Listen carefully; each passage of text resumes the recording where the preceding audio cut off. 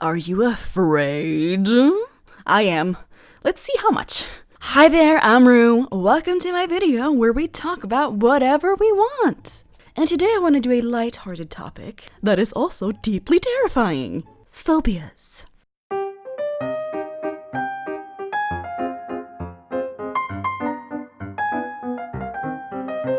So recently I realized that I have a phobia that I didn't know I had. I mean, I knew it grossed me out, but I didn't know that it was like a legit phobia. I have a phobia of wet, discarded hair touching my body. Like, if I have to handle the hair in the drain, or I like have to clean something and it gets wet and there's like hairs and they're clinging to me and clinging to my skin, I literally gag. Just thinking about it makes me hella uncomfortable. It used to be really bad when I was younger and we didn't have a dryer because dryers, they don't just dry your clothing and your towels and shit. It also removes lint and hair.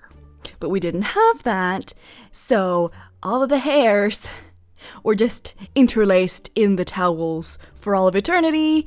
They might be clean, but that don't matter. It was still grossing me the hell out. Every time I used a towel, there would be like a discarded hair from my mom or something, and I would just, no, I would not be okay. Recently though, I was thinking maybe it's like a phobia because this is like some hardcore fear shit going on. So I googled it, and it is. And it's called trichophobia. Comes from the Greek word that means hair, trichos, and fear, phobia. A person who has trichophobia has a persistent fear of hair, particularly seeing or touching loose hairs on the body, clothing, or elsewhere. This fear can lead to a number of symptoms that may interfere with everyday life. For me, it's specifically wet hair though. Like, I don't know if like that's like a specific phobia, but for me, it's specifically wet hair. If it's dry hair, I'm completely fine. It's the wetness and the clinging to my skin that just, no. Because it's like, have you ever tried washing off hair like that gets stuck on your hand or something? And that fucker just won't let go? And it won't get off? Or when you're not washing your hands and you're just trying to like flick it off, but it won't either? Yeah, it's because of that. It's the clinging and the not being able to get it off. That's... yeah, no, ew. So I thought to myself, that's interesting. I've had a phobia for like hella long and I didn't even know. And I started thinking, what are the most common phobias? Because I feel like this phobia isn't very common. But what are the most common ones? And do I have them without knowing?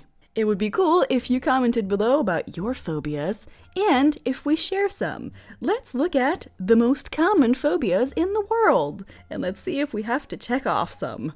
Number 1, social phobias. Social phobias are the most common type of fear. They are considered an anxiety disorder and include excessive self-consciousness in social situations. I have this. Why? Seriously, how many phobias do I have? I'm a germaphobe. I thought that would suffice. What the fuck? Some people can fear being judged so much they avoid specific situations like eating in front of others. I don't have that, but I do not enjoy being in crowded places, especially now with Corona. It's the fear of the unknown for me. Up to 1 in 20 people have a social phobia. Yes. I mean, it's much better now that I've got medication and therapy, but it used to be really bad. It used to like give me like anxiety attacks, just like walking, going to places. Also, Pokemon Go works really well, distracts me.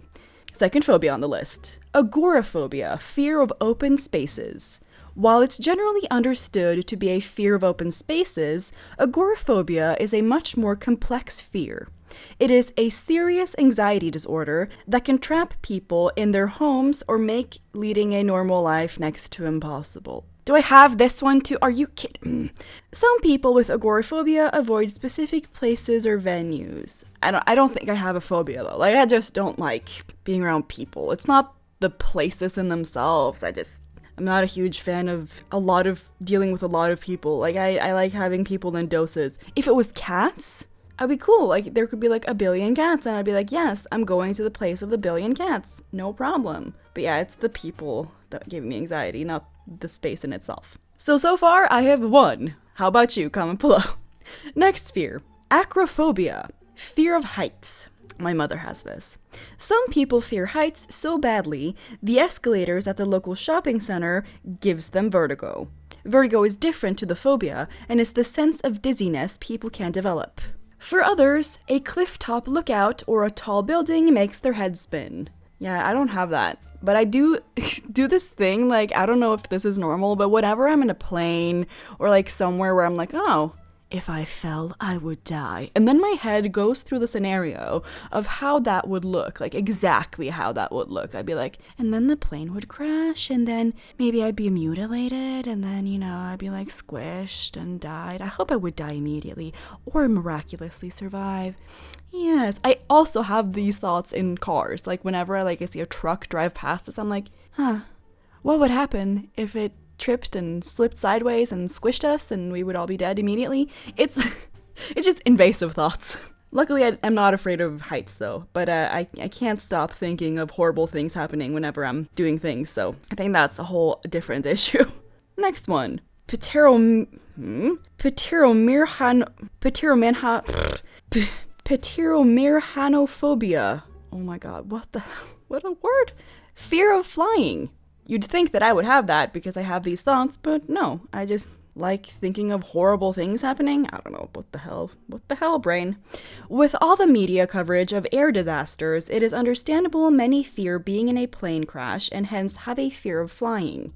But with more than 100,000 commercial flights around the world each day, the chances of being struck by lightning are higher than dying in a plane crash. But what are the chances of being struck by lightning in the plane, though? I would like to know that.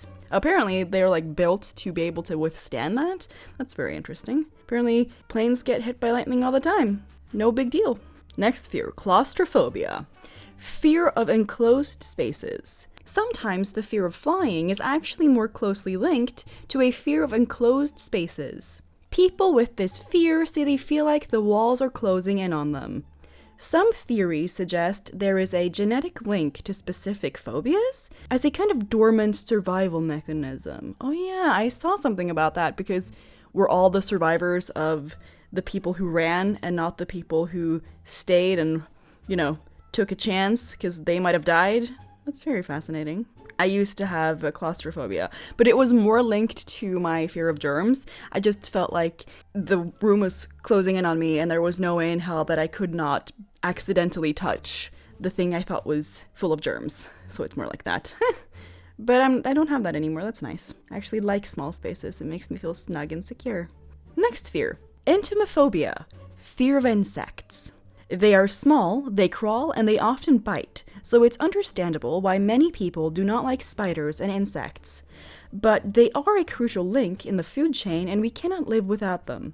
I used to have this fear, like a lot. I feel like it was more an OCD thing, but I feel like all phobias is deep down an OCD, born from anxiety sort of thing. But yeah. But then we moved on a farm. And my brain was just like, we have to get over this or we're going to die. We're going to kill ourselves with our fear. We have to get over it. And now I don't mind at all. Also, Norwegian bugs are not poisonous at all. I get it if you live in Australia. I would be terrified if I saw any insects in Australia. But in Norway, girl, that shit can't hurt you at all. It used to be so bad though that I would have nightmares about them crawling inside my sweater. And there were times where I would be legit unable to go to school because I was so full of anxiety that there might be bugs in my sweater. And I had to stay home from school. That happened once, so that's not normal and not good. I'm glad I got some help. I'm kind of glad to realize that I had a lot of these, but then, I've gotten better. That's nice. But also, I had some that I didn't realize I had. That's not so nice. Do comment below. How many are you checking off? Or did you check off? Maybe you got over them too. I don't know. But I would love to know. Ophidiophobia. Fear of snakes. Indiana Jones famously quipped, "I hate snakes." And he is not alone. A fear of all things long and venomous is common to many. The great thing about snakes is that if you leave them alone, they'll leave you alone. Yeah. My mom, this is a hilarious story. One time as a child, we went to a snake exhibit, which when you realize that my mom has a phobia of snakes makes no sense. Why would you bring your child to a snake exhibit? She was legit freaking out the entire time. And she starts like jiggling the cages. It was like glass cages. Like, look how unsafe it is. They could just burst out at any minute. And I'm like, well, now that you're trying to destroy it, she was just not doing okay. She was wearing a backpack, like a rope on the backpack like fell down her arm, and she starts screaming. There's so many people in this snake exhibit just looking at snakes. She starts screaming that there is a snake on her and that a snake is loose and it's crawling down her arm. That was an interesting day.